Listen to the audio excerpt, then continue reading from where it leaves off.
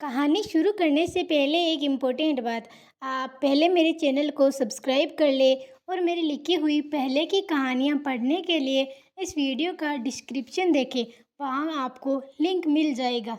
आइए अब हम हमारी कहानी शुरू करते हैं। सिमी आज बहुत गुस्से में थी और होती भी क्यों ना। उसे लगता था कॉलोनी की सभी बहुओं में सबसे ज़्यादा दुखी वही है। रात को जब राकेश सिमी के पति घर आए तो सिमी का सारा गुस्सा उन पर निकला। सिमी ने कहा, सारे घर का काम मुझे ही करना पड़ता है।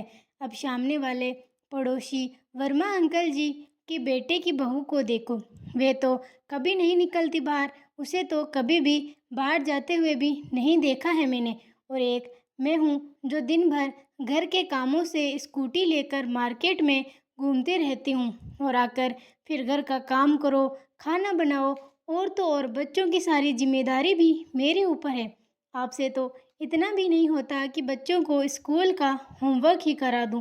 मेरी तो ज़िंदगी ही खराब हो रखी है। बच्चों को स्कूल का काम भी मुझे ही करवाना पड़ता है। सिमी गुस्से में सारी बातें राकेश को बोले जा रही थी और राकेश चुपचाप खड़े हुए चेहरे पर थोड़ी सी मुस्कान लिए उसे सुन रहे थे। राकेश के मजाक के हाव भाव देखकर सिमी और ज़्यादा नाराज़ हो गई और चिल्लाते हुए बोली, सही है आपका, यहाँ मैं जल रही हूँ और आप मेरे मज़े लेकर हंस रहे हो। तब राकेश ने हंसते हुए कहा, यार सिमी, अब तुम्हारी इन बेकार की बातों पर हंसी नहीं आए तो क्या सीरियस हूँ। तुम अपनी तुलना वर्मा जी की बहू से कर रही हो। तुम्हें पता है वर्मा जी अपनी बहू को घर से बाहर खड़ा तो नहीं होने देते। वे बाहर कैसे निकलेगी बेचारी। तुम तो शुक्र करो तुम्हारे ऊपर हम लोगों ने ऐसी कोई बंदिश नहीं लगाई है। तुम चाहे जहाँ जाओ और जो तुम्हारा मन करे वे पहनो, फिर भी तुम संतुष्ट नहीं हो। तब सिमी ने कहा, यहाँ क्या ये कोई आज़ादी है मेरी। सारे दिन लगे रहो बाज़ारों में, तभी तो मेरा एक पैर घर में होता है और एक बाज़ार में। तब राकेश ने जैसे तैसे सिमी को शांत किया और फिर रात का खाना खाकर दोनों सो गए। अगले दिन सिमी किसी काम से बाजार के लिए निकली ही थी, तभी उसे आवाज़ आई, भाभी इधर देखो। सिमी आवाज़ सुनकर भी अपना वहम समझकर आगे बढ़ने लगी। फिर दोबारा उसे वही आवाज़ आई। तब उसने देखा वर्मा जी की बहू अपने कमरे की खिड़की से खड़ी होकर उसे आवाज़ दे रही थी। जब सिमी ने पीछे मुड़कर उसकी तरफ देखा तो उसने इशारा करते हुए कहा, अपने पास बुलाया और कहा, भाभी क्या आप मुझे लाल और मैरून रंग की 2 नेल पॉलिशें लाकर दे दोगे। मैंने अपने पति से कहा था, उन्होंने तो मेरी बात टाल दी, कहा कभी और बाद में लो दूंगा। तब सिमी ने कहा, अरे तो ऐसा करो, तुम चलो ना मेरे साथ, तुम बाजार भी घूम आओगी और तुम्हें जो सामान भी चाहिए वे ले लेना और साथ में हम दोनों गोलगप्पे भी खाएंगे। इतना सुनते ही वर्मा जी की बहू की आंखों में आंसू आ गए और वो भावुक हो गई। वो भावुक होकर बोली, भाभी मेरी किस्मत आपकी जैसी नहीं है। आपकी किस्मत बहुत अच्छी है जो आप बाहर घूमते हो, बाहर जाते हो। मुझे बाहर निकलने नहीं दिया जाता। मैं अपनी पसंद से कुछ भी नहीं खरीद सकती हूँ। जो कुछ भी घर वाले अपनी पसंद से लाकर देते हैं मुझे वही पहनना पड़ता है।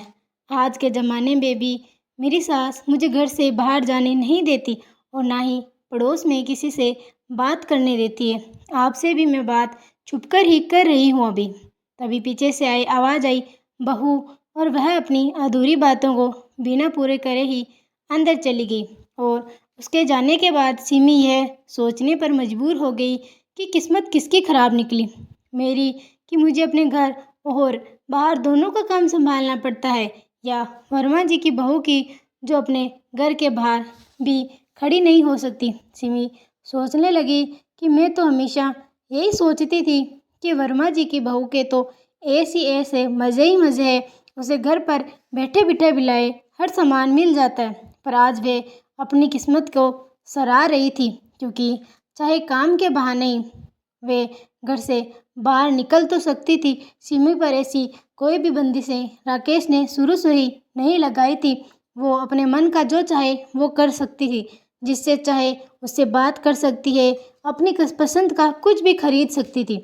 अगर मुझे ऐसी चारदीवारी में कैद कर दिया जाए था तो आज वे भी ऐसे ही तड़पती जैसे वर्मा जी की बहू आज झटपटा रही है। आज सिमी को समझ आ गया था कि जैसा हम दूर से दिखाई देता है, सच्चाई में अक्सर ऐसा होता नहीं है। इसलिए दोस्तों, हमें जो भी मिलता है हमें उसमें संतुष्ट रहना चाहिए, क्योंकि भगवान ने हमें हमारे हिसाब से सब बेहतर दिया। अब काम की बात हो जाए, आप मेरे चैनल को लाइक करना, शेयर करना और ऊपर वाले बोलने के बाद भी आपने अगर मेरे चैनल को सब्सक्राइब नहीं किया तो प्लीज़ मेरे चैनल को सब्सक्राइब कर लो, ताकि ज़्यादा से ज़्यादा तुम लोग मेरी वीडियो देख पाओ।